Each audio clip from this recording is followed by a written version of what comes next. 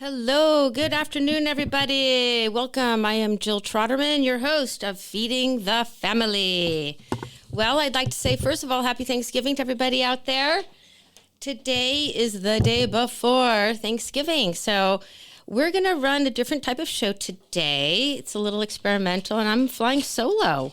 Yes, I am. Normally, I have guests in the house, which is awfully fun because I get to interview people. And please, always, if you know people who want to come into the studio, please let me know of them. I've got a great lineup ahead for today's show, though, and I've got great guests coming up in the future. Today, I feel I want to talk about mindfulness. Thanksgiving brings up that concept of being mindful, being aware, being in touch with where we are in the world. It gives us pause of all the holidays throughout the whole entire year. This is a non-denominational holiday. No matter where you are in the world, everybody can have a day of giving thanks. After we talk about mindfulness, well, first we're going to talk about some news in the world. Then we're going to talk about mindfulness. And then we're going to do a little talk on elderberries and how to build your immune system during this time of year. We are heading into the winter season, and now is the very, very best time to get your immune system in order. All right, what's going on in the news? Well, let me first tell you about a recipe I wanted to share that has to do with the news. And here it is. Let me know what you guys think about this. We're going to have 1 teaspoon of paraquat, 2 tablespoons chlormequat. I don't think I said that right. Chlormequat, half a cup of atrazine. We've got 1 cup of glyphosate. We're going to do a little sprinkle of some heavy metals. You can choose what are your favorite heavy metals. And then we've got some PFAS on top, just for some fun. And then we're just going to bake this until dead, because this is what our government now wants to allow into our food system. And I'm sorry, this is not a funny situation. It really isn't. We already have over 10,000 chemicals that are in not just our agricultural industry, but also in our cosmetics, our housewares. For instance, these PFAs were developed in the 50s, and those are the things that were on non-stick pans. Think Teflon. So our beloved leader, he wants to reverse some of these things that we've had in and add actually some more PFAs, which are known as forever chemicals. And these are really tragic because, folks, these chemicals, there's a reason they're called forever, because they're persistent in our waterways, in our air, and also in the human body. They are found in the umbilical cords of the fetuses and found in newborns. So to me, this is pretty tragic. Why would we want to add more of these chemicals onto our planet? I really can't figure out what the reason could be, except for financial gain. Meanwhile, these things cause cancer. So there's all these pushes with this. I'm sorry, I'm not into the pink ribbon business, because we know what causes cancer. So I would like everybody to call our senators and Congress to fight this. This is really a valid thing to put your time and energy into. Some of the foods that they want to add these to would be broccoli, lettuce, and potatoes. And we know cancer rates are skyrocketing, so let's put a stop to this. You know, the funny thing is that they say that they want to protect endangered species, and I think humans are becoming an endangered species, unfortunately. So right now we have about 264 million acres of croplands are treated with herbicides, according to the Census of Agriculture from the USDA. That's our United States Department of Agriculture. And these have remained pretty consistent. There is a livestock farmer, and he and the Maha people went to Washington to speak to the EPA. Now, I know people get all crazy with the MAGA and the Maha and blah, blah, blah, blah, blah. I'm not into any of that stuff, you guys. Whoever's fighting the good fight for non-toxics, if everybody Anyone knows me, I've been talking about this stuff for pretty much my whole life. I'm not into any political party. I just wanted to say that out loud. And I do believe in what the moms across America folks are doing. So that's who I wanted to address. The Moms Across America folks, including Zen Honeycutt, who's the leader of that group, went to speak to the EPA. And they put it out in front of them. And they have all the amazing statistics because they know that these forever chemicals are found in things like milk, eggs, meat, and one of the ingredients would be paraquat. And paraquat is manufactured and also banned in China. So China not only manufactures it, sends it here to America. Thank you very much. And that particular chemical was involved in over 7,000 EPA lawsuits. So these things are not good. Another chemical I mentioned before is atrazine, and atrazine is an endocrine disruptor. The endocrine system is what manages our hormones, our sex hormones. So that's obviously a bad thing, and that's found in our drinking water. And they want to loosen the regulations on drinking water. Again, scratching head. These are diabolical, is what I want to say. And the fellow who is part of the Moms Across America group, John Fagan is his name, and he is the CEO of Health Research Institution. And these chemicals, he says, these chemicals stay in the soil for 50 years, okay? So let's do something about that. One of the best things you can do, guys, is eat organic food. There is no short reason you can't eat organic food. Some will cost more money, but again, when we're faced with the health impacts, I'd say put your money into the food and maybe save in other areas. Of course, I always want to encourage people to garden, grow your own food, get together with your neighbors, and see how you all can support each other. The organization who I really like, they're called the Environmental Working Group. They have, I'm sure everybody knows these, the Dirty Dozen and the Clean 15. So these are some things that we can do to help encourage our children and our families and our grandparents and the mamas and the papa bears out there to eat these healthy foods. Alrighty. Of the 47 fruits and vegetables that were tested, the following 12 fruits and vegetables were found to be the most contaminated with pesticides. So avoid these non-organic ones. Spinach, strawberries, kale collards, grapes, peaches, cherries, nectarines, pears, apples, blackberries, blueberries, and potatoes. So of those, I'd say most of them are fruits, except for the potatoes and then the leafy greens and the spinach, right? The spinach and the kales. And hey, guess what?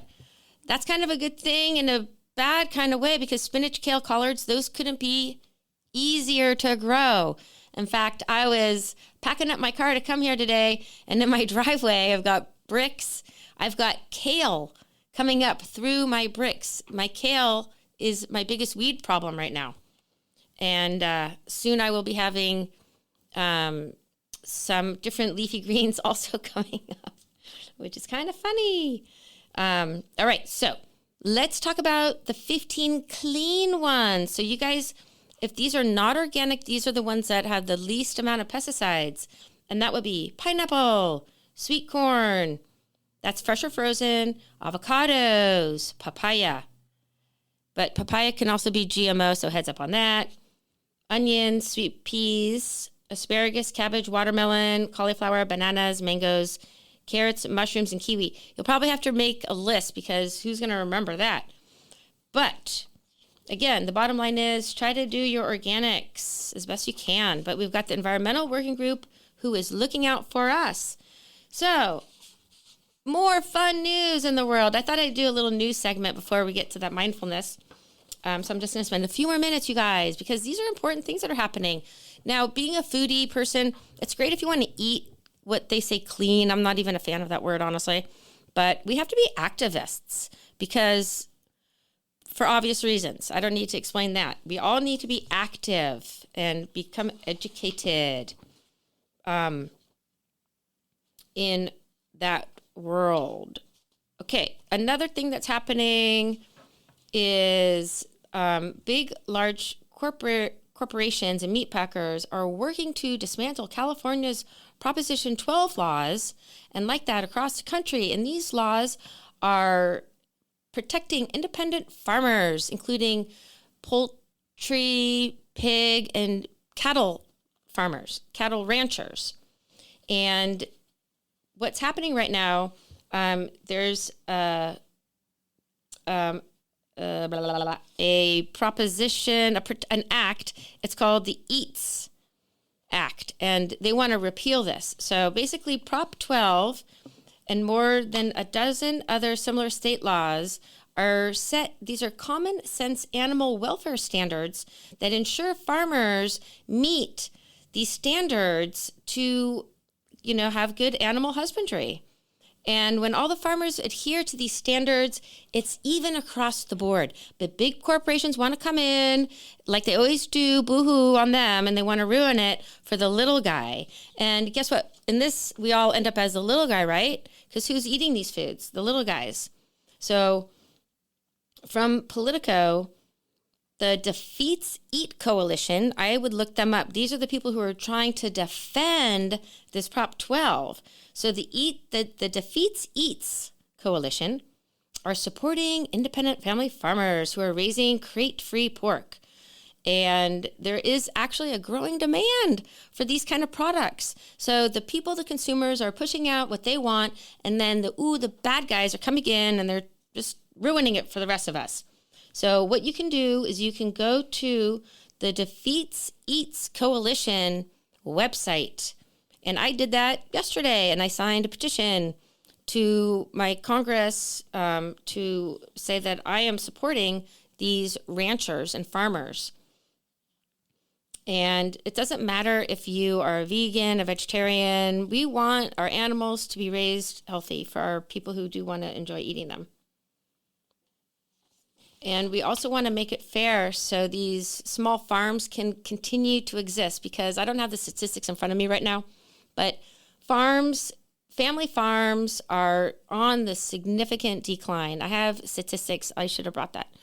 I have it on my computer, but it's tragically on the decline, and other nations, foreign nations, are buying up our farmland, and individuals are buying up, corporations are buying up our farmland. So this Prop 12 is important because it sets space requirements for breeding pigs, laying hens, and calves.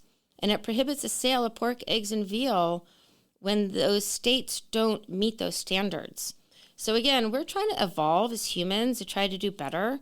So we want to oppose this defeating of the Prop 12. I hope that makes sense. Now, if I didn't invite everybody, but you can call in myself. If anybody has that, please do. And I will try to take your phone call. Now, another interesting topic in the world is that our children, I'm switching topics now. Now I'm going back to children and nutrition education. And we're going to go away from the ag stuff for just a moment here and get into children's health. That's been a foundation of what I've been working on my whole life. And my kids are grown up right now, but kids today are having a lot of issues, mental health issues, physical issues with obesity and weight issues and diseases and all kinds of stuff.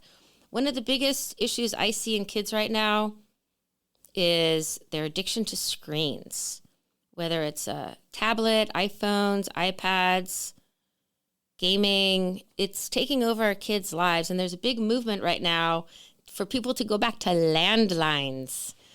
I think that's awesome.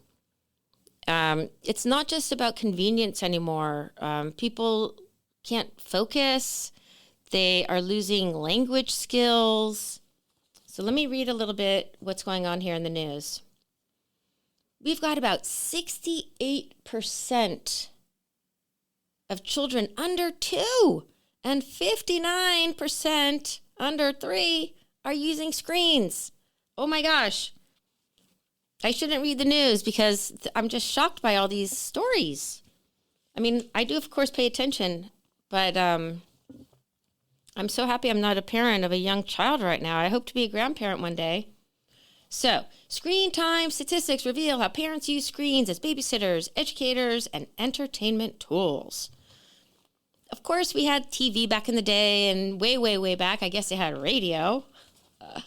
But things are really different, and it's that these screens and the TV shows that they're watching, they quickly go from image to image very rapidly, and it overstimulates the child's developing brain.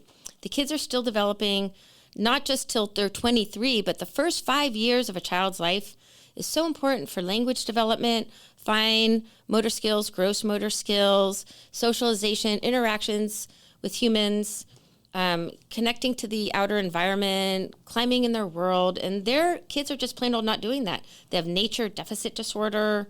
So we'd say 81% of children under 13 have their own devices. So gosh, when you're 13 and you have your own iPhone, and then 59% began using screens by the age of 3. And I think one of the biggest issues right now are teachers. So if these kids are so overstimulated and then they go to school, they don't have their screens, they're acting out and throwing temper tantrums, and they're not emotionally regulated. So there was a study out of Children's Hospital of Chicago, and the statistics are kind of bad. I want to use statistics because it makes it real. 49% of parents rely on screens daily, often due to childcare challenges. Their report found that they help manage their responsibilities. And they say, the parents, that it's not just a convenience, but it's a necessity. A necessity. 1 in 4 parents say they've used screens because they couldn't afford child care. Well, what does that even mean? I hope they're not leaving them at the house alone. Maybe they're just working at their computer and they're plugging their kids in. 34% have turned to screens when they couldn't find childcare. Right. Okay, some parents also use screens to help manage behavior. So 28% confess, I'm just going to say it like that, to avoid meltdowns or tantrums. And then 3 and 4, which is 71%, use screens to manage their kids' behavior in public. And a third of those say they do that most of the time.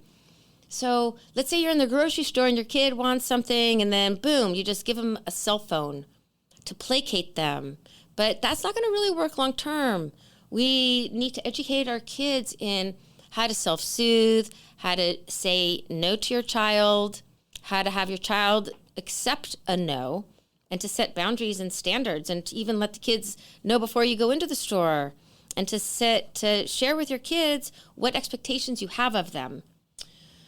So what's happening to the kids is they're having literal emotional crises because they're, being babysat essentially by the screens, and it's interfering with family time, meal time, and delaying their very important developmental skills. So put a book in their hand, a coloring book, crayons, or have your kids just sit there and look out the window and be bored. Go climb a tree. We really need to encourage our kids to do more of these engaging activities. One thing, I met an elder gentleman who was a professor at the University of Santa Cruz, and he gave me a paper. I don't know, I meet people wherever I go, and for some reason, he wrote this paper in September of 2025, and he happens to be a professor of sociology and worked in the civil rights and the peace movement. I'm going to give him some credit. Mr. John Brown's Childs, if you're out there, it was a pleasure to meet you.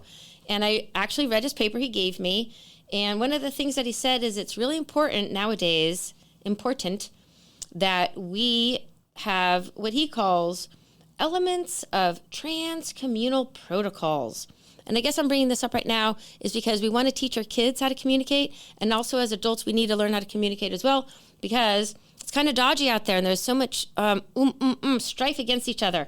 So what he says, Mr. John says that There are two which have particular potential for today's national politics. First is an emphasis on mutual respect, and second is the concept of what he calls constructive disputing. And it's these two elements, he says, that he proposes to use to help build a more democratic alliance in the United States. And you could use that in your families as well. Anyways, I'm not going to go on with that, but it was such a neat experience. And this fellow was half Native American. He's part of a tribal community, and talked to me about that. And it's always interesting why you meet people.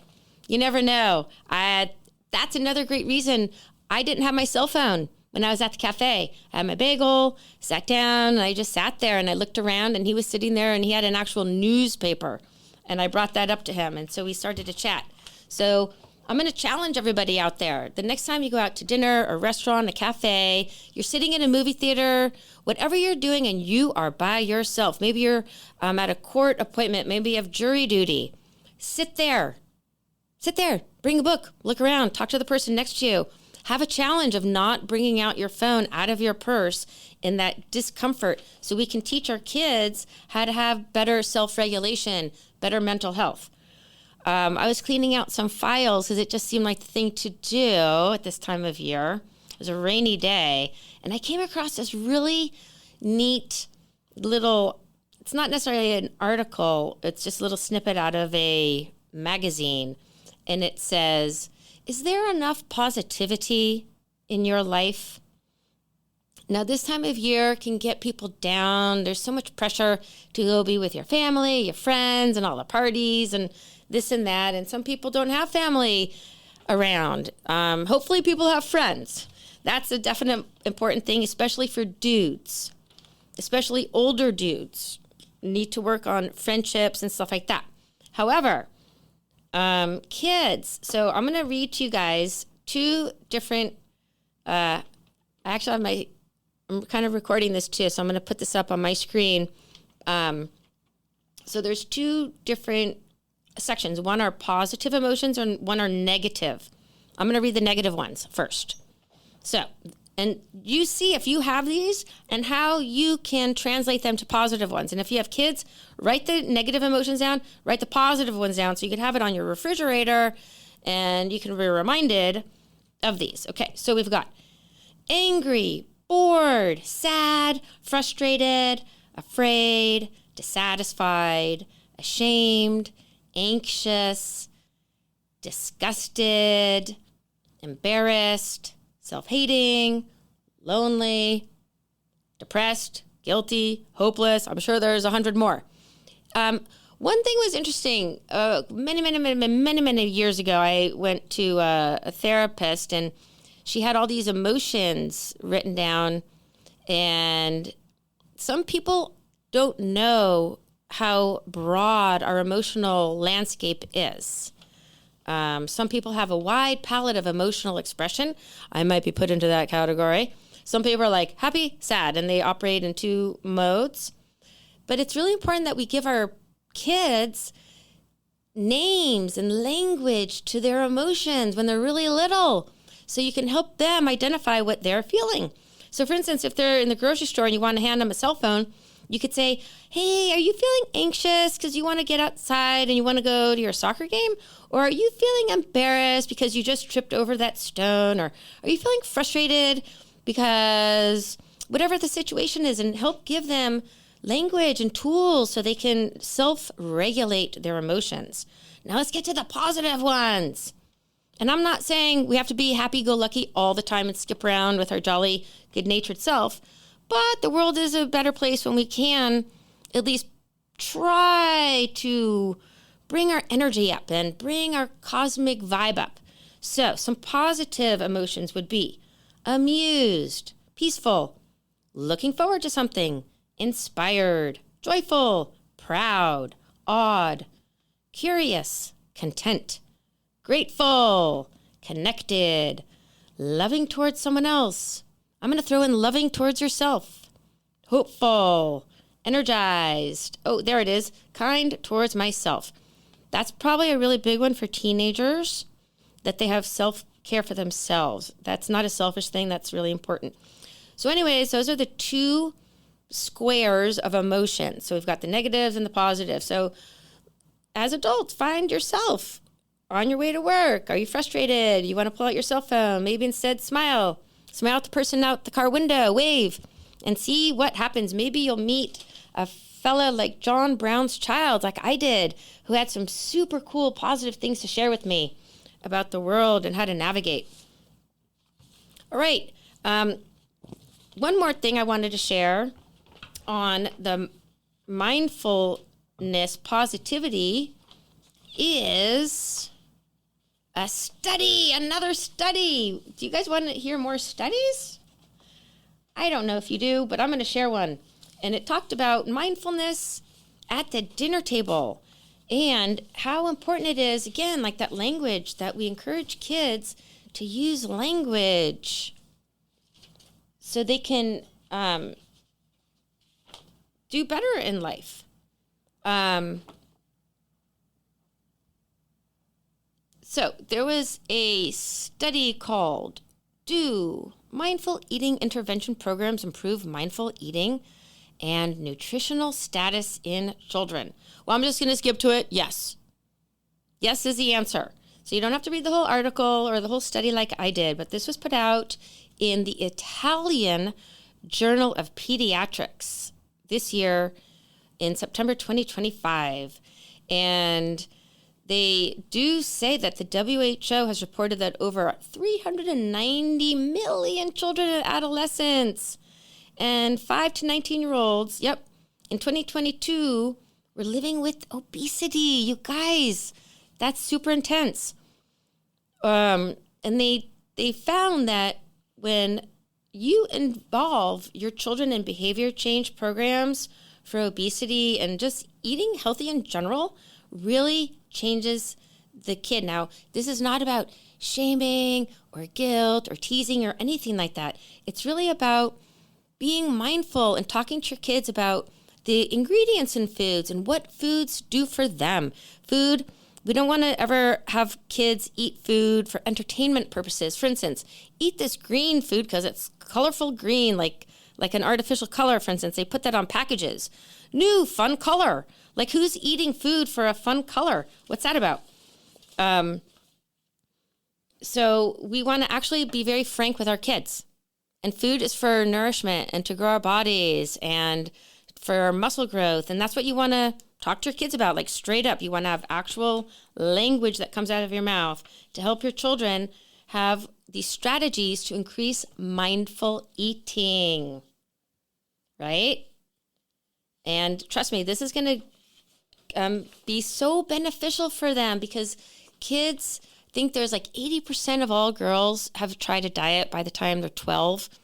And that's really, not okay. I was never a dieter. I think I went on maybe like one diet once in my life. And I'm like, no, I'm not going to do that. It was like, eat grapefruit. That's all you eat. That's just ridiculous. So we don't ever want our children to think that they have to eat like that. I'm not going to go on the Ozempic trail right now. I do want to have somebody come in and talk about Ozempic in children. My last podcast I did mention, right now it's approved for kids 12 and over, but they want to do it 6 and up. And no, we have to give our kids better tools so they can adapt and be healthy, functional kids. See, my approach is the mind, body, soul approach to eating. And that's fun because we're not just mindless eaters or physical beings or spiritual hippies. No, we are a complex unit of all kinds of stuff. So that's why it is important to develop these skills.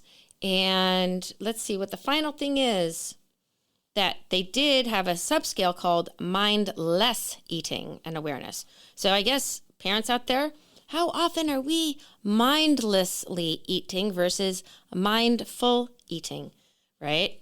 Those are things we can check in with our kids. If your kids are bored, give them something to do, like fix something, go change a light bulb, clean, go out in the garden, or give them some water. Oftentimes people are thirsty when they think they're hungry.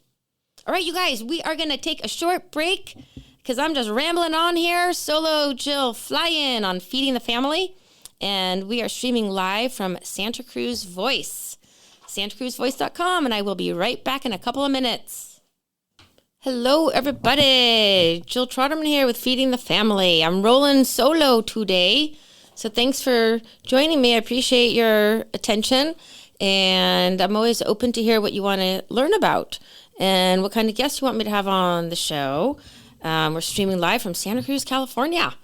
And I'm here talking today about mindfulness. We talked a little bit about pesticides and what you can do to be an activist in your food world. Also, how you can support your kids on getting off of the cell phone addiction. I know I have my own little ish to work on. Okay, now I want to switch gears a little bit, you guys, and get into immune building. Now, holiday times are coming. We're going to be around a lot of our loved ones, hugging and kissing and eating and drinking and having a great time. So before you get sick, now is the best time to boost your immune system. I'm going to share with you guys a recipe about making elderberry syrup. It couldn't be easier, but medicinal herbs are really a fantastic way to incorporate into your health routine because they can actually help build your system, your nourishment, your adrenal glands. They can help detoxify your liver, help support your lungs, help support your digestive tract, and herbs have been used around our planet for thousands and thousands of years. There's a Chinese proverb that says, "The man is not sick because he has an illness. He has an illness because he is sick." So we do know that herbs are effective, they're affordable, they're easy to use, and they're certainly easy to grow and absolutely easy to make at home. You can make them as tinctures, use them as teas, and certainly there's millions out there in the marketplace. I've got lots of recommendations. Anyone can just hit me up. In fact, Benedictine Herbs, they came into my studio, and they're a fabulous manufacturer. I just gave you guys a little shout out. Okay. So I became fascinated with plant medicine years and years ago, and I do love to use these herbs. And I did get a cold the other day, and I should have heeded my own warning. So here's my warning to myself and to everybody else. Make your elderberry syrup today. Now, elderberries, they've already bloomed, and they've already made their fruit, and the trees right now are losing their leaves. So you either have to get them dry or maybe you've frozen your berries. So let's pretend you have frozen berries in the freezer like I do, and I'm going to make them this weekend. Before I get into the whole thing about elderberries, I did want to share a few other herbs that are really wonderful to have in your medicine cabinet to build your immune system, to respond to bacterial infections and microbes and all that kind of stuff. So other ones like adaptogenic herbs. Adaptogenic herbs are things like licorice, ashwagandha, rhodiola. Now these are things that help build up our central nervous system. And they're adaptogens because they go to all parts of your body and they help create resilience, I would say. Those you can take all year round. Then there's other herbs that you want to take as a preventative before you get sick. And that would be things like echinacea, astragalus, and eleuthero. That would be eleutherococcus. So those are some really strong, pungent herbs that are going to help prevent illness. And then if you do get sick, you can incorporate fennel, ginger, black seed, which is nigella, rose hips, which is loaded in vitamin C. Maybe your roses are going to seed right now. You can go collect your own rose hips. Fenugreek, that's a little delicious seed that tastes like vanilla. It actually smells like maple syrup. And then, of course, elderberry. And elderberries are definitely an antioxidant. Antioxidants are things that are containing phytonutrients. Phytonutrients are the plant chemicals that give plants their resiliency, and then they translate them to us humans. So why are elderberries in particular important? Well, when we're making elderberries, first of all, everyone should know that the berries, the leaves, and the stems are poisonous. So never just go munch on elderberries. You have to cook them first because the seed contains cyanide. So that's kind of a big thing to know. The flower itself, those are not toxic. So that's the one part of the plant you can actually eat right off or make a tea from. But everything else, including the elderberry syrup, I'm going to share the recipe right now. You definitely have to cook the berries. So for people who want to geek out with me, it's the botanical name is Sambucus nigra, and it's in the plant family Caprifolaceae.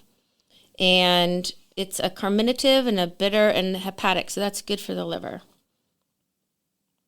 All right, we know that it has vitamin C, B1, B6, and all these good phytonutrients like quercetin and the anthocyanins and the flavonoids and alkaloids and all those good things. You can impress your friends at your next cocktail party.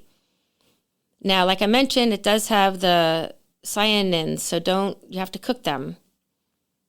So they help prevent free radical damage. So there's an ORAC scale, the oxygen radical scale, oxidative. So these elderberries help, like cranberries, reduce those oxidative stresses. And I just want to see, I'm looking on my thing, it's an antiviral, these are anti-inflammatory, and they help reduce the inflammatory cytokines that are found in our bloodstream when they float around. Okay, so they definitely help reduce our coughs, aches, pains, nasal congestion. It will improve your quality of sleep and mucus discharge. Doesn't that sound great? And elderberries have been statistically known to reduce a cold and flu by 7 days. By 4 days compared to the whole 7 days. Alrighty. So these are so good to make. So what are you going to do? You're going to find your elderberries wherever you've procured them. You're going to get a pot of water. You're going to add the elderberries to the pot. And then you're going to cover the pot with water. And then there's going to be so many delicious different herbs, other herbs that you can add and spices to your concoction. The things that you can add to your elderberry syrup are things like cloves, cinnamon, ginger, orange peel, wild cherry bark, I mentioned rose hips before, and cardamom pods, or you can use the seeds of the cardamom. So those are all really going to add a lot more flavor and depth to the elderberry itself. These are going to just add more yumminess to it. You can also add things like echinacea, and that's going to add a little bit of a bitterness to it. So be careful what flavor profile you want to go for, okay? Because echinacea is very, very strong tasting, and then you could also add the schizandra berries. So hopefully that's not sounding too complicated, but basically you want to get 1 cup of dried organic elderberries or 2 cups fresh. That would be what you're looking for. And then teaspoons of the cinnamon chips, teaspoon of the cloves, a teaspoon of dried ginger, a tablespoon of the orange peel, a tablespoon of the cherry bark, and 1 tablespoon of the rose hips, and then about 10 little cardamom seeds or pods. You're going to smash those up. So you're going to take a pot of water, put all of those ingredients in it, and then you're going to bring everything to a boil for First, bring it to a boil, and then you're going to turn it down to a simmer for about 30 to 40 minutes. All right, and that's going to just bring out all the goodness from those herbs and spices. After you do that, you're going to pour the mixture. Maybe you're going to want to let it cool down a minute. And you're going to pour the mixture through some, not mullein, what's it called? I'm forgetting that cloth that you want to push it through, or a sieve, into some sort of a glass pitcher or a ceramic bowl or stainless steel. All right, you're going to smush the berries and you're going to get all the good liquids out of that. So get that through, and then in that you're going to discard all of the food parts, and then you're going to add in to that whole mix that pure, delicious, bright red, juice mixture, you're going to add into that 2 cups of your favorite local raw honey. Now, you want to make sure that your mixture is cooled down, and you never want to heat or boil the honey because it will kill all the good bacteria, all the good nutrients in the honey. So you want to make sure that that's also nicely cooled down. And what the honey is going to do, it's going to add a little sweetness to it, and it's also going to act as a preservative. So once you have all that, you can pour it into individual jars. And that should make about 5 cups of syrup, enough to fill up a quart. And you can share this with your family and friends. And for an extra little holiday fun, you can definitely add some brandy to it, because that will be a fun thing to add. So elderberries are a really fabulous plant, and they're quite the trick to harvest. If anyone's ever harvested elderberries, drop me a line and tell me how you clean up your berries, because it could take many, many, many hours just to clean them up. They come with all these little branches, and then you have to wash them and let the fresh ones float. I mean, the good ones sink to the bottom, and you want to skim the old ones off, and then there's bugs. It's really quite the process. So if you have an elderberry tree, you're totally blessed. It's a really sacred tree to have in your yard. And by the way, they are easily, you can propagate them. So that's another class that I could teach you on, how to make elderberry cuttings. Because elderberries are one of those plants that I think everybody should have because of the elderberry syrup and the amazing health benefits that elderberries provide. What other things can you do with elderberries? Well, you can also make elderberry gummies. I mean, who doesn't want that? Maybe you could add some THC or CBD into those elderberry gummies and have a double hit of good stuff for inflammation. So if you're going to make that, you take your elderberry syrup and then you add some gelatin powder. And then you want to add hot water to that. And then you pour this mixture into a silicone tray, like a mold. And then you have your little gummies with elderberries. And that's a fabulous thing to give to your kids. And there's really hardly any sugar in that, just a little bit of honey, right? So kids are really going to love that. And then elderberry, I mean, not with the CBD though, okay? Just wanted to qualify it. I mean the THC. And then the elderberry jam. That's another fabulous, delicious treat that you can add to your meals. So you're going to get these antioxidants with your breakfast. And that, again, is made with pectin. So you're going to do elderberries with water, lemon juice, pectin, and honey.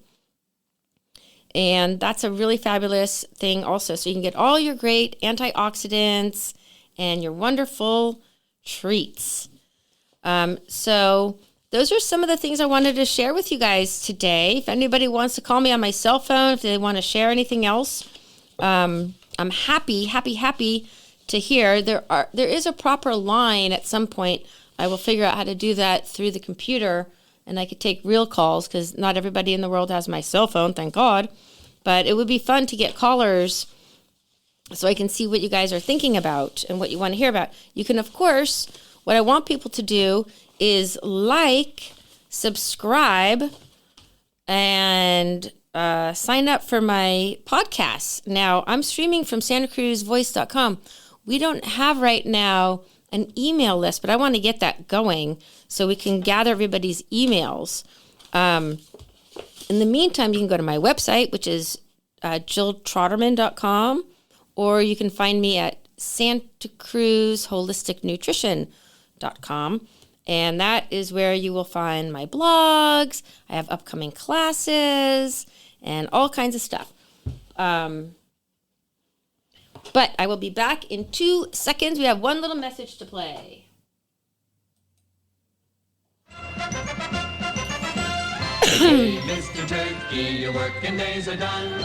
It's Thanksgiving, the table set for fun. As we count our blessings one by one. Happy holiday, Thanksgiving holiday.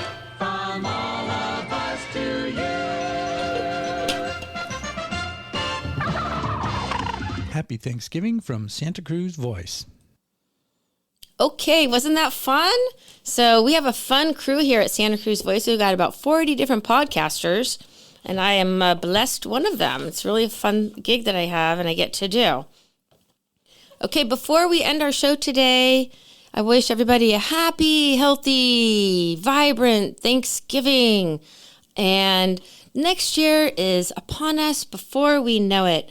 And my mission is to support you, your children, your families in eating healthy and having good mental health, physical health, and spiritual health. So I like to do the whole mind, body, soul approach to eating. And I would like to incorporate that into people's education, into school systems. And if you will engage me for another few minutes, I wanted to share with you guys this food tree model I have created. The food tree rivals the United States food plate. I'm just going to say it. I would like my food tree to be incorporated into schools around the United States. It incorporates the 3 macronutrients based on my 5 food groups. So the macronutrients everybody needs to eat are proteins, carbohydrates, and fats. And I'm saying people are super confused about what to eat. If you've been to the grocery store recently, which I'm sure most everybody has, you could see those aisles. Aisles and aisles are filled with all kinds of not healthy foods. When kids get stuck on these things, on white foods, it becomes addictive. Throw in the cell phones and all this, and I just feel for the parents out there. I want to be able to support you in teaching you as parents how to teach your kids how to eat healthy. I have an upcoming class. It's 6 weeks, and it starts in it starts next year, January 20th. And it's going to run for 6 weeks. As I mentioned, it's an hour and a half each time. And we're going to go through the 5 food groups. And also I'm going to talk about the nutrition vampires, which I'm going to talk about. I'm going to read those to you guys. And the reason parents are confused because our food model sucks. It is. It's corrupt. It's bought out, obviously, by big ag, big food, big pharma. They don't care about you. They don't care about what you're eating. They don't care about the quality of the food. So guess what? You have to take it into your own hands. And I want all of us to fight our school systems and to try to get the food tree in as a really healthy model of eating. Did you know that 50% of all schools have fast food restaurants in them? That's what our kids are eating, and they're facing that. It's not fun for a kid to have to face that decision if that's what their food choices are. So come to my class. You can learn. You can even bring your kids. There's no short reason an older child could not attend with you. So I'm going to go over the 5 food groups. So my 5 food groups, you guys, are proteins are the roots of the tree.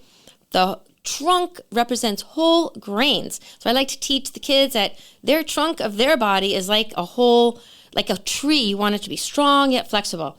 And then the branches of the tree represents healthy fats. And sorry if everybody's heard this from me a million times. I'm just going to say it one more time. So the fats, we have fats on every cell of our body is made up of fat. Our cells. So fats are an incredibly important food group. It is a macronutrient. That is the one thing that's missing on the USDA food plate. They don't talk about fats.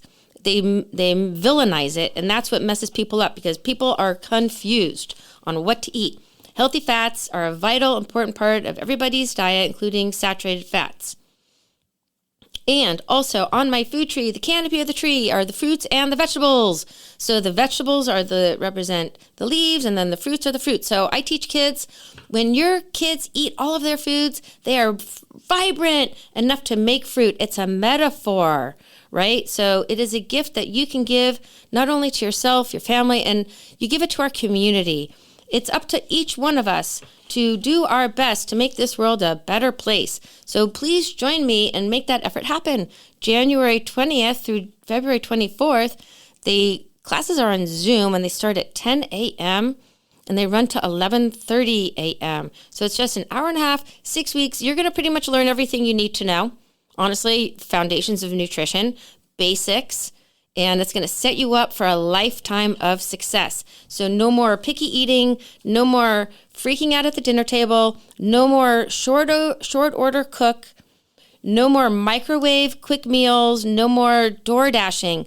You are going to flip your way of eating and embrace it in this really holistic, beautiful, beautiful model. So we're going to incorporate the mind, the body, the soul.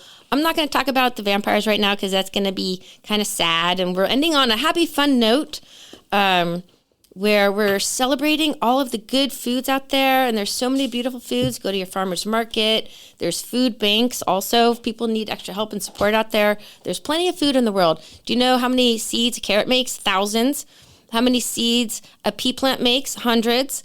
How many seeds a kale plant makes? Enough that my whole entire driveway is filled with kale and collard plants coming up through my cracks. So the planet is abundant. We are abundant. We are a loving human race. And I just want to say again, happy Thanksgiving and sending so much love out into the universe. Okay, big hugs, and I'll catch you guys next week.